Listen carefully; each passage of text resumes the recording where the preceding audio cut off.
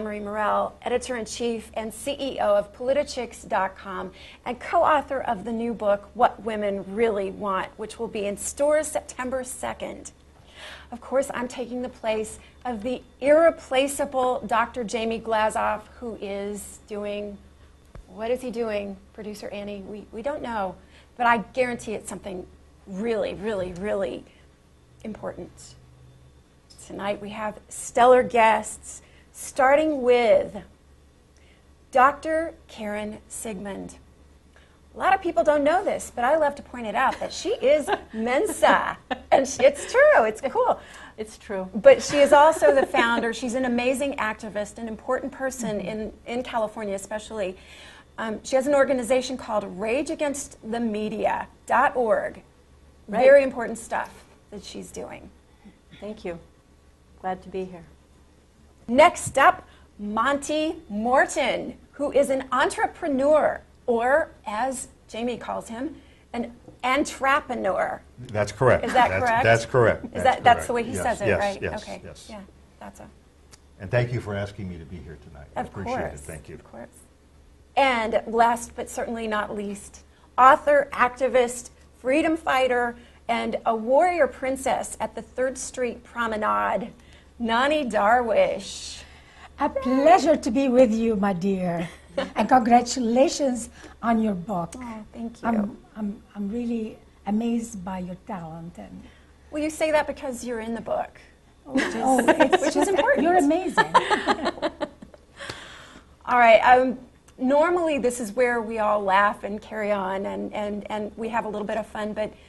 And we were actually going to start the show with something else tonight, but we're going to change directions because it has been confirmed this week that American journalist James Foley was beheaded by ISIS. His head was cut off. You can watch it on YouTube. You can go to Twitter. You can go to Facebook, and you will see his body with his head on top of his chest. This is an American journalist. So if we think that ISIS and all these things are happening somewhere else, that it's not going to affect us, ladies and gentlemen, it has. It's here. And I want to start out by talking to all of you about, first of all, Nonie, you've spent your life, you've risked your life. You write books, you are on television and radio, you write articles constantly, trying to warn people of this exact thing happening. And yet, you can turn on any TV channel right now, and you're not going to, you might see a mention of James Foley, but you're mainly going to see the Ferguson riots. You're going to see kind of anything but that. How does it make you feel when you're sounding the clarion call, you and Pamela Geller, Robert Spencer, Jamie, everyone at the Freedom Center, and you are all called the pariahs for trying to warn people of this? And unfortunately, terrorism works and our priorities are not straight. In America now, our priority is anything but the real enemy. We have an enemy that is beheading. I mean, what worse can it be? Look at the pictures. It's all over the internet. It's just terrorism. It's almost a bit, dark ages. We're in the dark ages, and this is not a big story yet, still, and it's coming here to America. What's it going to take to make it a big enough story? I don't think there's anything that will make it in the minds of some Americans. They don't want to know it because terrorism works on the minds not only of individuals but on nations. And half of America is so scared they don't want to see the truth. And it doesn't matter if you struck them in the head with the truth, they will still blame themselves, say, what did I do? What can I do better? How can I please them? Maybe I did something wrong. And these people will never change. Unfortunately, we have a leadership that's on that side a little bit in America, and we need a leadership. On what side? On the side of the hesitance, not sure who's at fault, Right. not sure who's the bad guy, who's the good guy, and unfortunately, a lot of people also are still saying on TV today, in all channels, that they are beheading. This has nothing to do with Islam. How can they say that? Muhammad himself said, strike terror into the hearts of unbelievers. He said the sword. He himself is quoted as saying, I have been victorious through terror. The word terror and terrorism is mentioned many times in the Quran. The word peace was mentioned one time. So how can the West keep divorcing what's happening from Islam is just beyond me. Karen, you've devoted your life to the media, to pointing out bias and intolerance as opposed to what they think is tolerant. Barack Obama gave a 3-minute speech. Mm-hmm. He left his vacation at Martha's Vineyard. He spoke for 3 minutes. He was wearing a jacket, but under the jacket he had his golf shirt on. He made a brief kind of rah-rah speech, and then he went back to his golf game. Right. I want to ask you a really difficult question. You can either tell me, I don't know, or try to answer it as best you can. It would seem that because the coverage is focusing on Ferguson, mm-hmm. that perhaps Obama doesn't want the public to be distracted by the beheading of James Foley and wants them to continue, get on with your life, go back to your golf game. Is he in a strange way telling people, don't look over here, go back? I think absolutely he does not want attention taken from Ferguson because it advances one side of his agenda.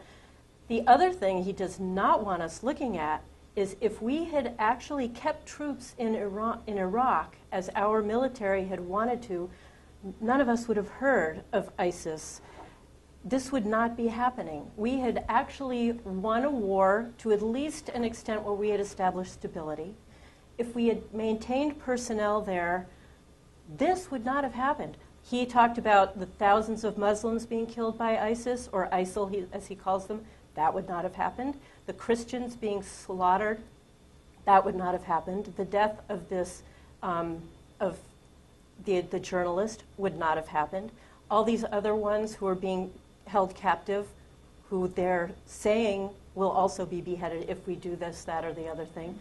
All of this is on his head. All of it. If he had just maintained forces as he should have, none of this would have happened. 3 minutes between a fundraising letter and a golf game. He does not want us thinking about this at all. Monty, 8 years of the Clinton presidency, he was kind of the same way. He played footsie with Saddam Hussein. He sent in weapons inspectors because he was sure that there were weapons of mass destruction, but he was kind of letting them do whatever they wanted. After 8 years of that, of the dress, the Monica Lewinsky, and all the garbage that happened, in my opinion, it emboldened Islam to cause 9/11 to happen. Is this happening now with our country, that they're seeing this president who is so weak that Vladimir Putin is making fun of us? And also, ISIS is now threatening to kill a second journalist. His name is Steven Sotloff. Right. And there's a third American journalist. All of them were kidnapped near the Turkey-Syria border in 2012 and 2013. Is this show of weakness emboldening them to do something much worse to this country? You've actually asked a number of questions, right. And the questions are excellent. So let me try to knock them off one at a time. First of all, under the Clinton administration, we had a clear shot at bin Laden. For some reason, we didn't take that clear shot. With respect to the intelligence, and I'm just veering, but I'll get back to the issue. In a second. We had intelligence from various government agencies which confirmed the fact that Saddam had WMDs. Everybody signed off on it. Canada signed off on it. The Senate, the Congress signed off on it. Democrats signed off. Great Britain signed off on it. And everybody wants to blame Bush. You can't blame Bush for bad intelligence. Now, with respect to where we are today, this, to me, is endemic as to how this president views the world. And you can get an inkling, not an inkling, you can get a very good idea just looking at his Cairo speech. Mm-hmm. You can take a look at how he's pandered to the Islamic world. And when you do that, and you add those items to drawing a red line for Syria, and then doing nothing, and when you then assert publicly that Iran will never go nuclear, and then you lift the sanctions and give them ostensibly billions of dollars, and they go from 10,000 centrifuges to 18,000 centrifuges, it's no wonder what's happening is just a logical conclusion of a presidency that doesn't lead, it follows, a presidency that overtly favors the European model style of life and Islam.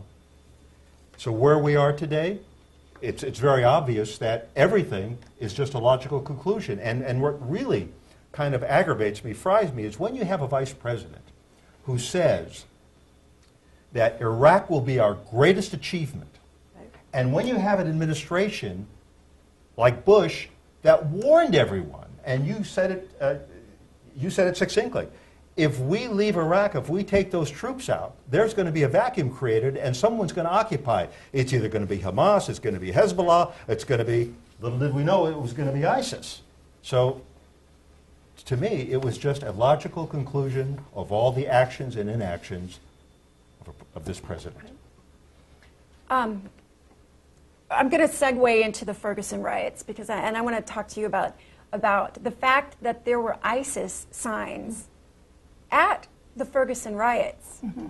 It showed it on CNN clearly, and I sent you an article about Egypt, but ISIS is actually trying to recruit people in Ferguson. Why do you think, what would make them do something like that? Why are they trying to recruit those people? There's a lot of similarities in ideologies that are subversive ideologies. And there are subversive internal ideologies inside America that want to turn against our system. And ISIS represents the same thing in the Middle East. So they kind of want to impact the subversive elements in America to rise against our system. So this is not strange. When I used to be a Muslim and I went to a mosque here in America, that's early on when I moved to America 35 years ago, and I was told to, we are here to Islamize America. And the black Muslims are very useful to the Arab cause. And so there is some elements in Muslim blacks and the Arab wish or the Islamic wish to turn against the American system, that they can merge together against this country. And I hope that the smart America-loving blacks who are the majority will not buy this. But the likes of Farrakhan and his followers, the hardcores, are sympathizing to the Islamic goals. And unfortunately, I was not surprised to see an ISIS sign. This is becoming, grace in America is becoming a militant cause. More than race, it's an excuse to turn against the system. Wow. I can't believe I'm going to do this, but I'm going to quote Jamie's book here. It's pretty much they're united in their hatred for kind of all of us. Exactly. There are, at the riots, they have documented that Communist Party is there, the new Black Panther Party is there, and ISIS is there. And I do want to talk. We're gonna kind of segue back into the Ferguson, the stuff that's happening there.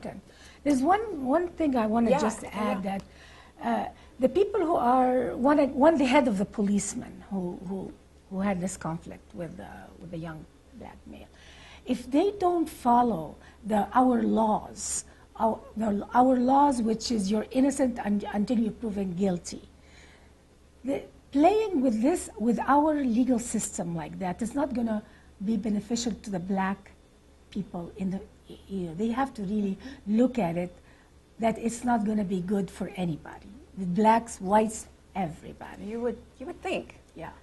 All right, Friday, August 9th. Michael Brown, 6'4", 292 pounds.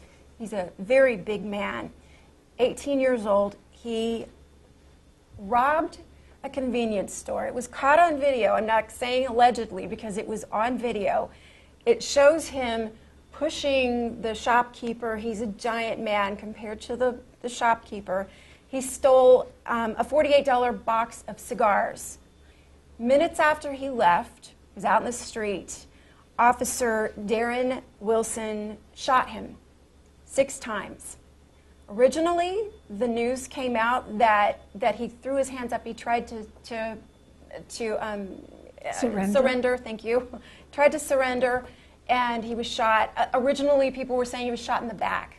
It was proven. The autopsy showed he was shot in the front. He was shot in the arms. He was shot in the head.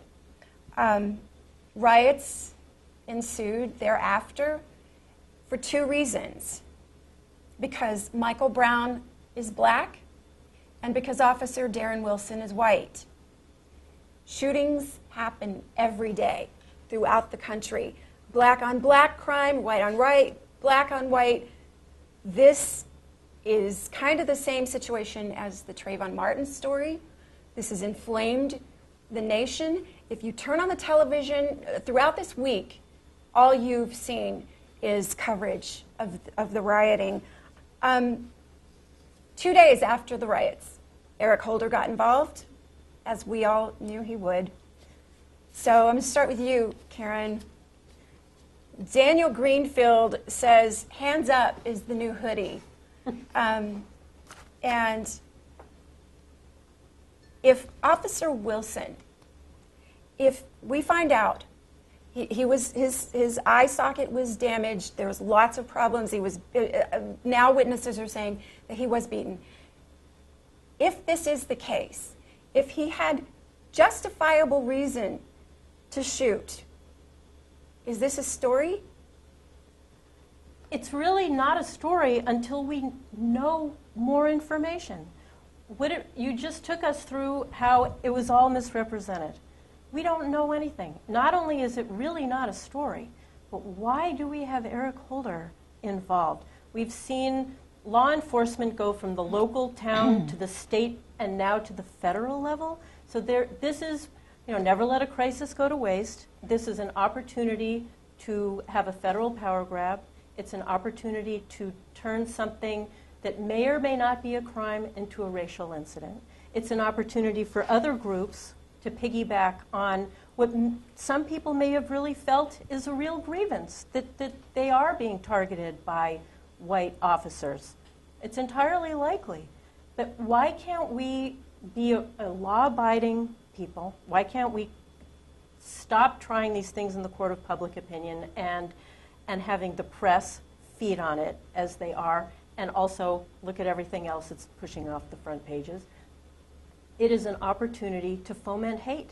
And it's really, it does nobody any good. You had mentioned before how the Cairo speech had opened the door. We've seen President Obama countless times open the door for all kinds of racial mayhem, from the Louis Gates incident to the if I had a son, he'd look like Trayvon Martin. Right. And now we have this. He was a little bit more subdued, but the ground has certainly been laid. We saw Al Sharpton say, well, he didn't actually rob the store. It was just shoplifting.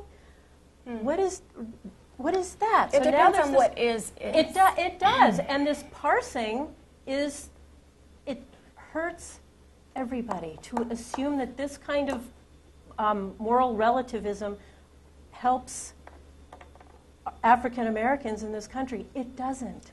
It does nothing but create more mayhem and chaos and anger. Nobody is served by this. And imagine for a moment if we had a president who, when the Louis Gates thing happened, at that point stood firm and said, we're going to let local law enforcement deal with this, nothing to do with me, I trust them. If from the get-go he had let local officials take charge, if he had kept race out of everything, we would not be where we are. Monty, you look like you're about to die, so you need to say what's in your head. I am Go chomping ahead. at the bit. Let it out. And I got a sign from our lovely producer that I totally lost myself, that I was on that we were on camera, and I was so engrossed in what you were saying, I started clicking my pen because I couldn't wait to get to the start line here. Go for it. Go ahead. Okay, first of all, everything you've said is accurate. And one of the most important things that you mentioned was that we now know that Darren Wilson, the officer, suffered an orbital. Thank you. Now I feel like Jamie with Entrepreneur. A fracture of the eye socket. Mm-hmm. So that proves that there was a struggle. So when we hear about Michael Brown putting his arms up, we know the struggle happened first. The shooting of Michael Brown was second. He put his arms up. My question is, was he retreating or was he advancing towards Wilson? Mm-hmm. Completely set of different facts, completely different outcome. But I see this differently. There's a much bigger picture here, and you touched on it. And basically, we've got 12,200 local police departments throughout the country. Forget the state. We've got 500,000 police officers. 99.9% of those people risk their lives every day, do great jobs, and like every profession, there's going to be a bad apple. And I will acknowledge bad apples do not exonerate bad behavior and certainly senseless killing. But one of the questions that I have is if you're a police officer and you fear for your life and you have to draw your gun, when does that fear dissipate? Mm-hmm. At what point do you say, I'm not in fear, gun down, or I'm in fear and I have to pull the trigger? I would hate to think that I would ever be put in that position.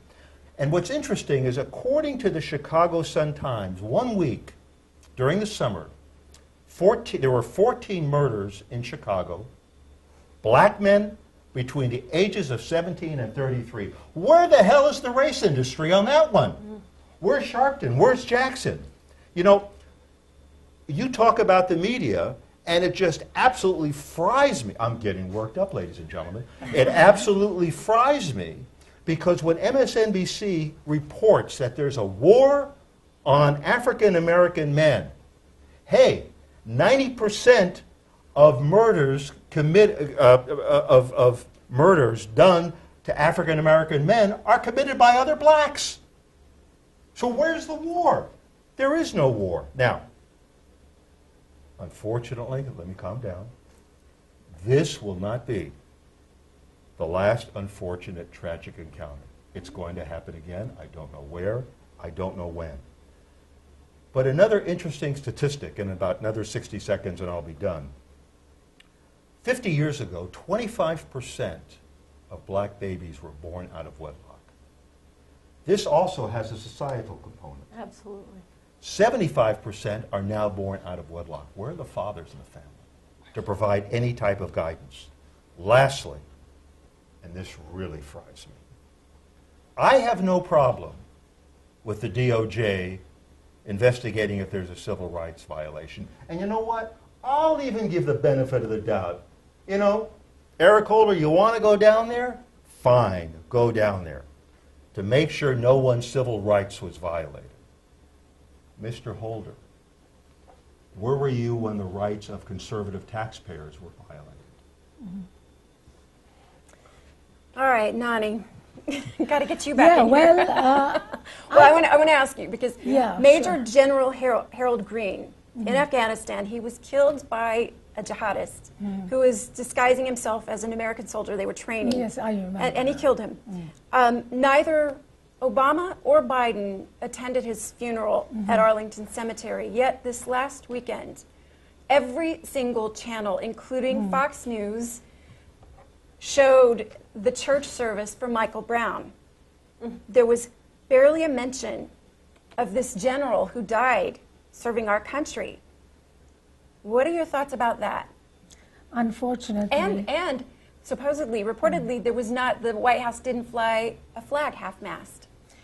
Well, we have an administration that has agendas that are internal agendas. They could care less about our world affairs or status or the military. That's not on their agenda. It's very obvious what Obama cares about. We're upset at Obama, but he's doing exactly what he said he's doing. He's using race baiting exactly the same way as Jesse Jackson and Al Sharpton, but in a very sophisticated way.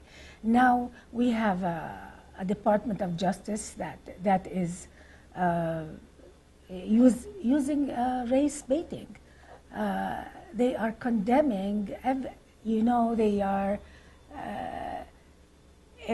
inciting. They are actually inciting the public.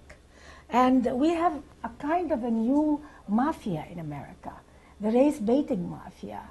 And they are actually threatening us every now and then with all these riots and civil unrest in America to scare us into a shakedown and exploitation of the uneducated blacks in the country. They could care less about middle-class blacks. They want the unemployed blacks to be their soldiers in those riots to scare us. And unfortunately, they have the media on their side. And this reminds me so much, Anne-Marie, with the Arab use of the Palestinians for jihad. They do civil unrest all over the Middle East for the sake of the Palestinians when they could care less about the Palestinians.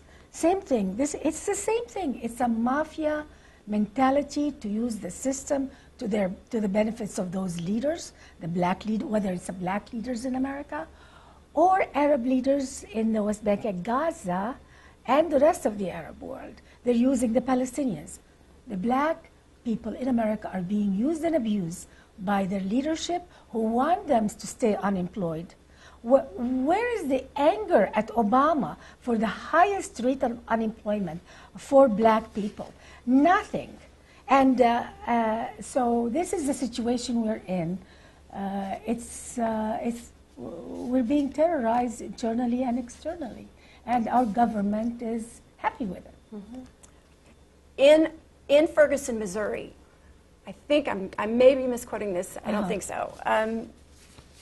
While in 2000, unemployment was at 5%. Mm-hmm. Between 2010 and 2012, it has risen to 15% in Ferguson, Missouri. So there are a lot of problems in that time, and that's 21,000. I think it's 52% black and 41% white in Ferguson, Missouri. There's correlation, obviously, for this anger on the streets in Ferguson is not anger over. This is the excuse they're using. That's what the government is telling them. We're not the reason for your anger. We're not the reason for your poverty and unemployment. It's the white people. It's the police. Don't turn against us, Obama administration. We're on your side. You're victims. It's exactly the same way the Arabs are doing with the Palestinians. And don't blame us, Arab sheikhs, who are living in luxury, and it's you. We're not the cause of your misery. It's the Israelis. It's America. It's the West. So this is the good old game that's used by the likes of the mafia, the likes of people who are not honest about their goals. Unfortunately, we have the Democratic Party, the far left elements of the Democratic Party are not honest in the media about their goals about America. Same thing like the Arab jihadists are not honest in the Arab world about their goals of of tyranny and destruction and jihad. It's time to call a spade a spade. The media is not informing us, so let's expose them. If I may just add. I do. Well, I want to ask you another. We've got about 5 minutes, Okay. so I want to make sure I get these questions in. We can't deny, Monty, racism does exist. It's not anything as bad as the media would want to say. But these supposed leaders this week in Ferguson, they tried to claim that it's worse in America now than it was 50 years ago. Is that true? And if not, why is it not true? You know, it's interesting. In a speech.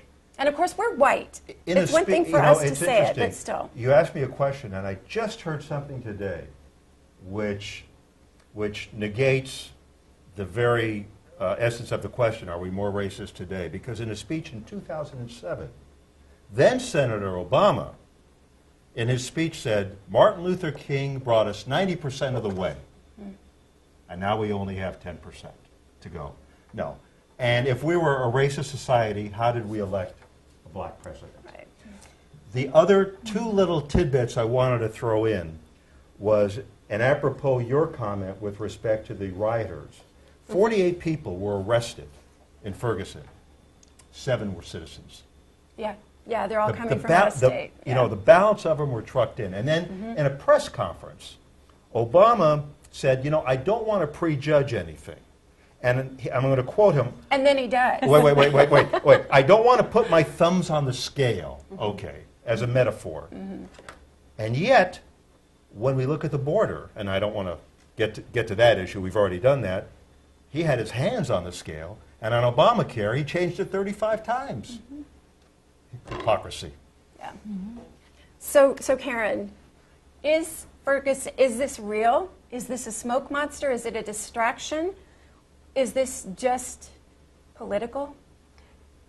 It is very real insofar as it's being used as a focal point for an agenda, the agenda of uniting in hate, of finding that target for people to be angry at. Why are they not rioting in Detroit, where the violence, black-on-black violence, is tremendous? Chicago. Why have they not been Chicago? Why have they not been rioting about unemployment? Why have they not been rioting about the lack of opportunities for them? Why have they not been rioting about how things, just under this man's presidency, have gotten so much worse? They can't.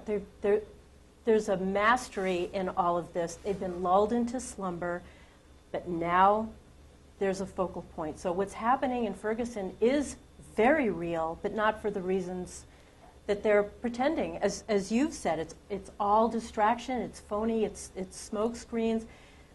It's never about the thing that it looks like it's about. Now, on a media aspect, if they turned the cameras off in Ferguson, would all those people go home? Of course, this is all circus. It's all circus. The media loves it, and we love it, right? We're watching it. People are drawn in. There's drama to it, but they sold us the storyline is exactly as they did with Trayvon Martin. People's sympathies are aroused. I saw an interview with the parents, these grieving parents. First of all, I just find it abominable to have such an interview. And they look very together, they're sad, but they're very angry.